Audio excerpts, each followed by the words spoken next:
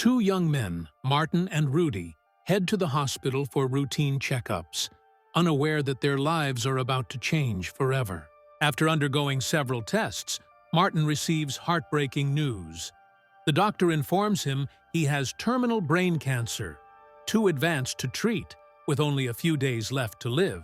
Rudi, after his examination, is told he has bone sarcoma, also untreatable, and that his time is nearly up as well. Both are crushed by the devastating truth. They are placed together in the same hospital room where they slowly begin to talk and share their stories. The two strangers bond over their terminal conditions and the short time they have left. While talking, a cross hanging on the wall suddenly falls, knocking open the bedside drawer and revealing a hidden bottle of tequila. Surprised and amused, they take it as a sign and decide to celebrate, heading to the hospital kitchen to look for snacks. Elsewhere, a crime boss named Frankie orders his men, Hank and Abdul, to deliver his precious Mercedes-Benz Classic Roadster to a specific location without a single scratch. On their way, a skateboarder suddenly crosses in front of their car, and they accidentally hit him. The angry skater yells that his leg hurts and insists on seeing a doctor, forcing them to take him to the hospital. Once there, the doctors refuse to let them leave and claim they must face the consequences. Losing patience, Hank and Abdul pull out their guns and threaten the staff. Job zu erledigen. So, jetzt alle die Schnauze halten und Hände hoch, Hank. Meanwhile, Martin and Rudi sit in the hospital kitchen drinking tequila and talking about the little time they have left. Rudi admits he has never seen the ocean, telling him that in heaven, people talk only about the sea. Inspired, they decide to spend their remaining days fulfilling one final wish: to see the ocean together. Still drunk and wearing their hospital pajamas, they stumble into the parking garage in search of a car. They find a shiny new Mercedes with the doors unlocked and the keys already inside.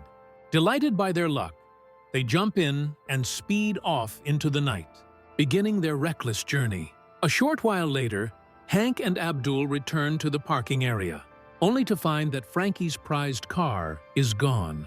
Die haben die gleiche Auto wie wir.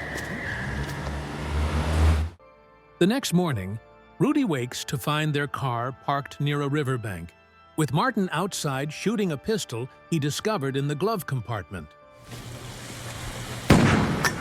Rudi insists they should return to the hospital, but Martin convinces him otherwise, reminding him of their dream and telling him not to let fear ruin it.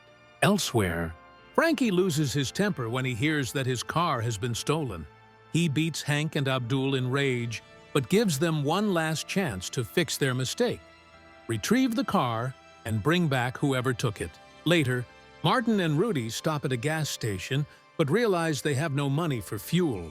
Desperate, Martin uses the pistol to rob the station. Endlich kommt hier mal einer mit dem 1A-Vorschlag. Mach die Pistole weg. Barely escaping when a police officer nearly catches him. Still in their pajamas, they later arrive at a clothing store to buy suits. When they find they don't have enough money, Martin hands over the cash from the robbery and promises to bring the rest soon before running out of the store. Outside, he notices a bank across the street. After giving his cigar to a little girl, he walks in confidently and robs the bank, even greeting the security camera before making off with 80,000 marks. He returns to the store, pays the shop assistant in full, and leaves with Rudi. Now, wearing brand new suits and feeling unstoppable, they drive away, counting the money. Excited, Rudi tries smoking for the first time. At police headquarters, detectives begin piecing together the recent robberies and identify Martin as a suspect. As the two friends continue driving, Martin suddenly suffers a seizure from his illness. He quickly pulls over and takes his medication.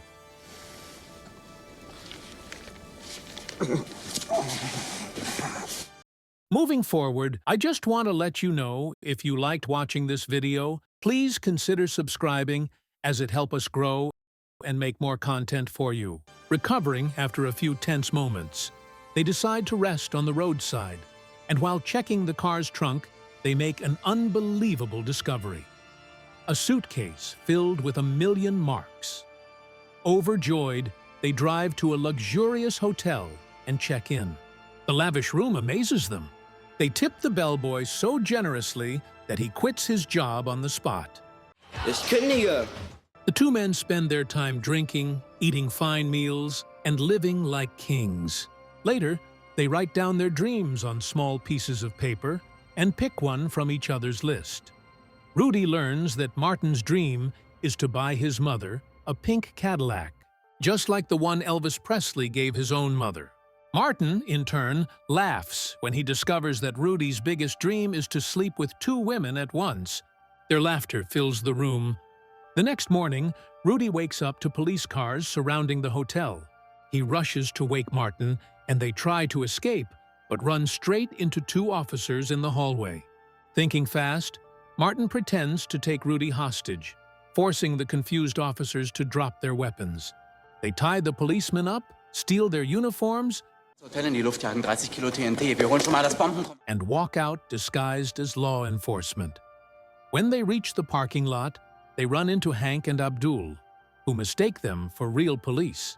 The criminals explain that the Mercedes belongs to them and demand the keys. With no other choice, Martin and Rudi hand them over and steal a nearby police car instead. Frankie is thrilled when his car is finally returned, until he learns the money hidden in the trunk is missing. Enraged, he attacks Hank and Abdul, who swear they didn't know about the cash. Meanwhile, Martin and Rudi's stolen police car breaks down on the road. As they wait, they stop another driver by pretending to check his papers, then hijack his vehicle and continue their journey.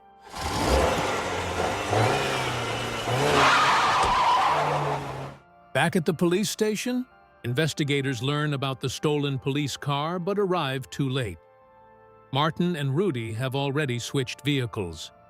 They soon stop by a store to buy new suits and spot a painting of the ocean on the wall. As they admire it, Martin collapses again from a seizure. Rudi searches desperately for his pills but finds the bottle empty. He rushes to the nearest pharmacy, begging for the medicine, but the pharmacist refuses without a prescription. Panicking, Rudi fires his gun into the air, grabs the pills, and runs back to save Martin's life. However, the police have already been alerted. When they try to leave, they find the street surrounded by officers and reporters. They take shelter inside a nearby Turkish restaurant. While their story plays live on the news, they eat quietly and then pay the owner handsomely before walking out. Rudi pretends to be Martin's hostage as they hijack a woman's car in front of the cameras and speed off. As they escape, the scene shifts to Frankie, who watches the live news broadcast with Hank and Abdul.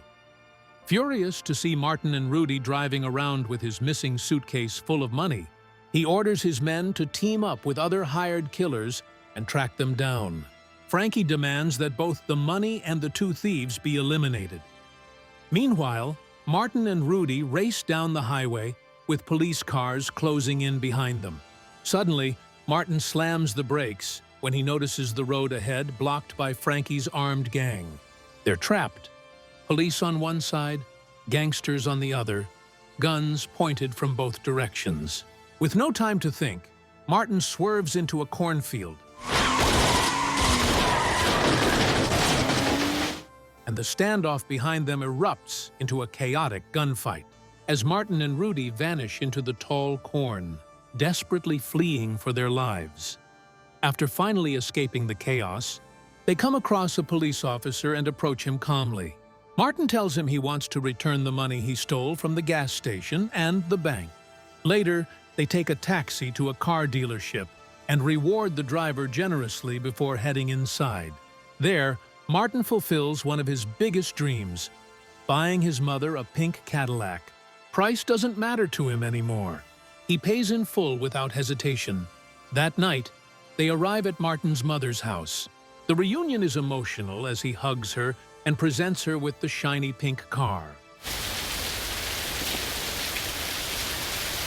But before they can enjoy the moment, the police, who have been tracking them, suddenly surround the house. In the confusion, Martin suffers another seizure and collapses. Rudi rushes to him, shouting for help and explaining to the detectives that Martin has brain cancer. He pleads with them to call an ambulance immediately. Martin is loaded into the ambulance, and Rudi insists on going with him. Ich kenne das Krankenhaus. Er ist mein Freund und ich werde auf ihn aufpassen. One of the detectives joins them for safety. On the way to the hospital, Martin suddenly opens his eyes. The seizure was an act. He and Rudi overpower the detective and hijack the ambulance, continuing their journey toward freedom. Their next stop is the Netherlands. There, Rudi decides to fulfill his own wish, to sleep with 2 women at once. They end up at a brothel, not realizing it's owned by Frankie himself. While they browse the rooms, Hank and Abdul, also in the brothel, spot them and immediately alert Frankie. Moments later, Rudi lies on a bed with 2 women when Frankie and his men burst in. They capture both him and Martin and drag them to the basement. Frankie demands to know where his money is, promising to let them live if they return it. Instead of panicking, Martin and Rudi laugh, and soon everyone else nervously joins in until Frankie's temper explodes. Pointing his gun at Martin, Frankie threatens to kill him. Ich kratze bald ab, ich hab einen Gehirntumor. Martin tells him the truth. The money is gone, already spent, and he's dying of brain cancer anyway. Furious, Frankie turns the gun toward Rudi, who calmly reveals he's dying too. Both men stare him down without fear, saying death no longer scares them. Just as Frankie prepares to shoot, footsteps echo down the stairs. A powerful mafia boss named Curtis enters the room, the man Frankie was supposed to deliver the money to. The entire room falls silent as Curtis faces the 2 dying men. He tells them he's heard about their condition on the news and asks what they plan to do now. Martin and Rudi explain that they're traveling to the ocean. They've never seen it before, and it's their final wish. Yeah, we wanted to go to the ocean. Curtis listens quietly, then tells them to go. Run, he says, before you run out of time. Before leaving, he mentions something that moves everyone. In heaven, people only talk about the beauty of the ocean. Soon after, Martin and Rudi finally arrive at the coast. The long road, the danger, the laughter, and pain, everything has led to this moment. They step onto the sandy beach and look out over the vast, endless water. Neither says a word. The sound of waves fills the air as they sit side by side, watching the sea shimmer in the light. Martin smiles faintly, his dream fulfilled at last.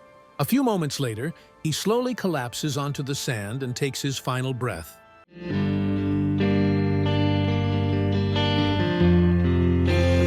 Rudi sits beside his fallen friend, staring out across the rolling waves, the ocean stretching endlessly before him, a quiet witness to the last wish they ever shared.